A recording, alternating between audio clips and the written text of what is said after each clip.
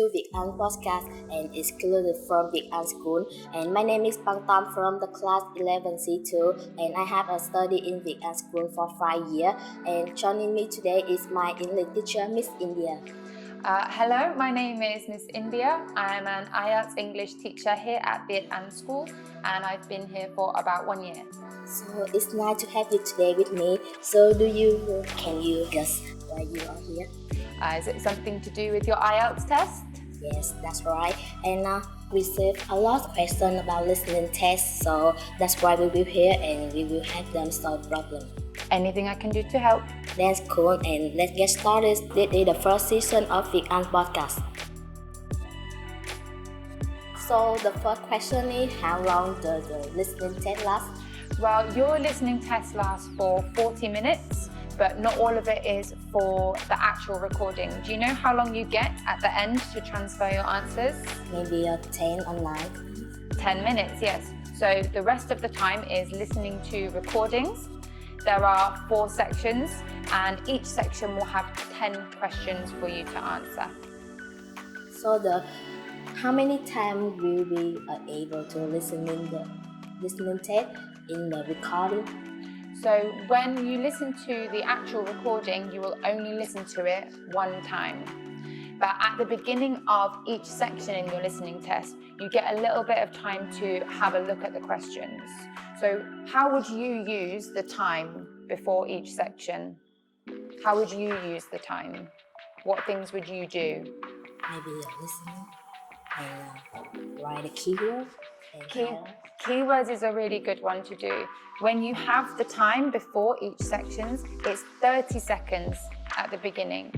So use that 30 seconds to, like you said, have a look for some keywords, highlight, maybe get a gist, we call it, for what you're gonna hear when the recording begins. Thank you. And do you think that if we listen a lot of practice listening test, our score will be improved? Listening to practice listening tests is a good way to get used to the structure of the listening test. And it will help you get used to some different accents maybe, the speed of the speakers and the timing of each section. But listening to practice listening tests won't help improve your general listening. How can we improve our general listening skill? So what kind of things could you do to improve your general listening? Any YouTube channels or anything? Do you think that YouTube channel will just follow about the IELTS listening or another like a makeup artist or movie or? That would be a really good idea. If you have a hobby that you're interested in, so you like makeup, Chloe, right?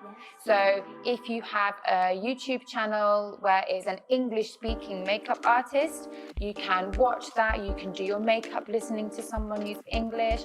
That will improve your general listening ability. Things like watching more English movies, or even you like English movies. What's your favorite English movie that you have seen? Maybe Stranger Things or Harry Potter. Yeah, everybody loves Harry Potter. Harry Potter was filmed in Oxford, where I'm from. So English movies is good.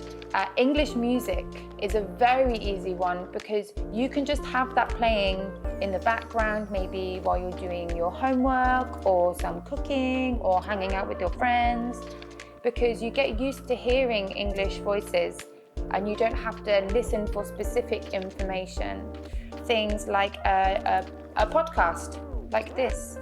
So if you wanted to learn more about makeup, you could listen to people talking on a podcast like this. Yeah, it's a very good way. Do you have a recommend any channel for the student?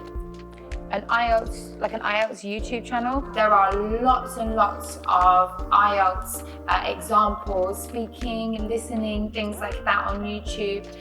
There are some very good websites. One website that I really like is IELTS Liz, and they have lots of examples on there. So if you did want to practice your general listening, that is a very good place to start. Thank you. The important question that can I write during both each session? You can definitely use the pauses between each section. Anytime that the recording says you have time to read is a golden opportunity for you to make some notes or get a better understanding. It shows in the results if a student is using the time well when there are pauses. And if you use it correctly, it can make a very big difference to your score. Okay, so why can't I write the answer? Well, even though I can listen and understood the audio, I can write it. So I think that it depends on if you've used the time well before each section to have a look at the questions, and sometimes it might be the accent or they might speak very quickly. So over the summer break, all of the English teachers and the Vietnamese English teachers, we came into school and we all sat and did some IELTS. And it is the first time I thought, wow, okay, this is a lot harder than I thought. And some of the things that I found very difficult were the spellings. So even though I could understand what they were talking about and the context, letters are very difficult to listen to if you can't see someone's mouth moving. So again, all you can do is practice. I sit and do the listening tests with the students now because I think, well, I know that's something that I find difficult. So many times I was unable to make sense of the words I hear. So what should I do in this situation? If you are unable to make sense of what you hear, so do you mean like the vocabulary is unfamiliar? So what I would suggest that you do is have another look at the question and think, okay, I don't know the words that they have said, but I know the words in the question, and try and use them to give you a clue. And if at the end of the test there are any blank spaces, just go back to your question, have a look and think, maybe it's this. If you write something, you have more of a chance of getting an extra point than if you write nothing. So it's always best. You want me to guess? Yes, I want you to guess. Yes, especially if it's something like a multiple choice question. How many letters are there usually? A, B, C, D. A, B, C, D, 4 letters. So if you don't have any clue and you write one of those letters, that is a 1 in 4, 25% chance that you will get it right. You know, on Tuesday, you have a listening test and multiple talk I can hear. So I guess. You guess. And I will correct 5 answers. You got 5 of them correct just for guessing. See, it does work. It's better to try. You never know, because if you don't write anything, that's no points anyway, huh? I have a question. When listening test with the English speaking accent will be here in IELTS listening. So in your IELTS listening tests, there will be a lot of different accents. If you think in this school, we have teachers from England, like me. Where else are some of our teachers from? America, yes. Anywhere else?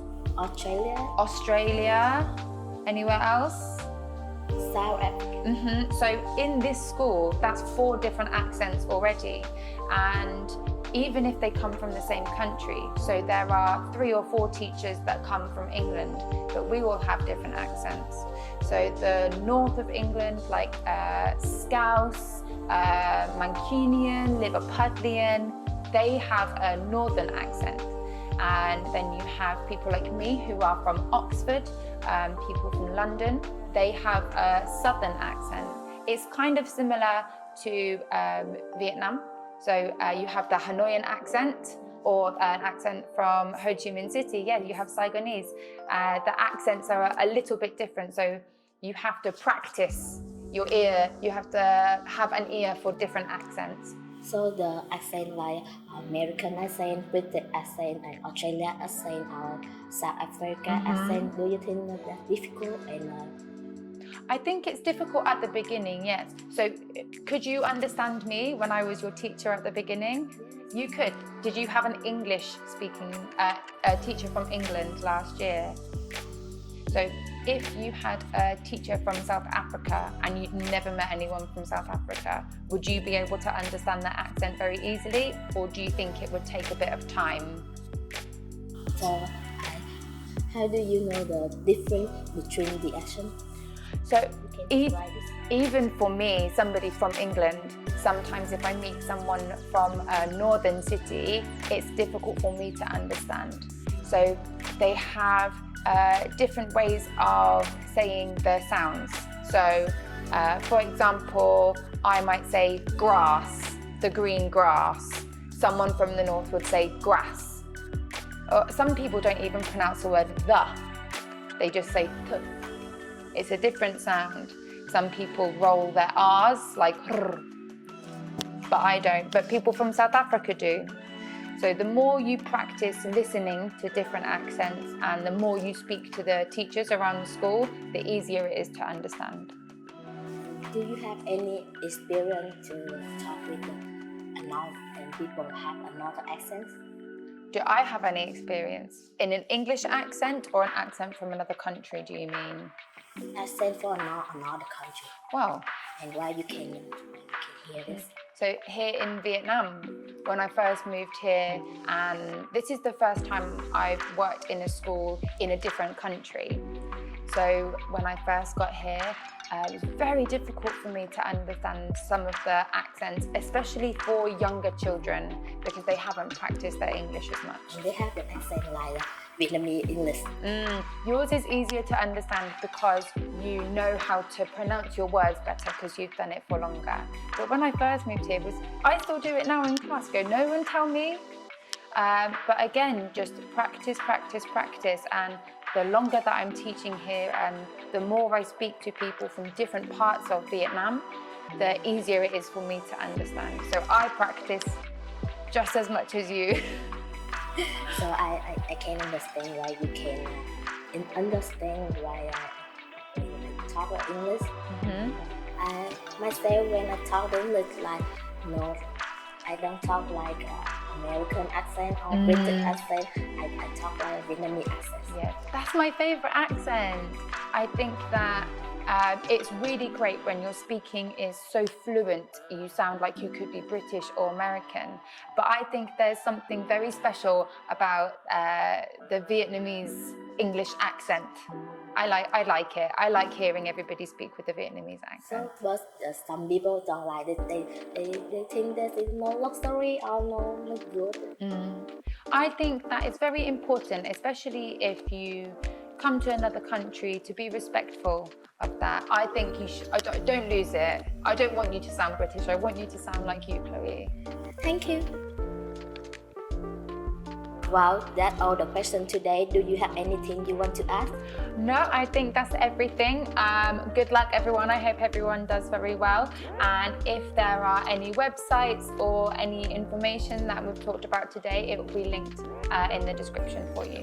So that's nice. Thank Miss Inga for you staying with us. And this is the first season of Việt Anh Podcast. So you have any suggestion for the show, feel free to comment below. And don't forget to like, comment, and subscribe for my channel. And I will see you the next season.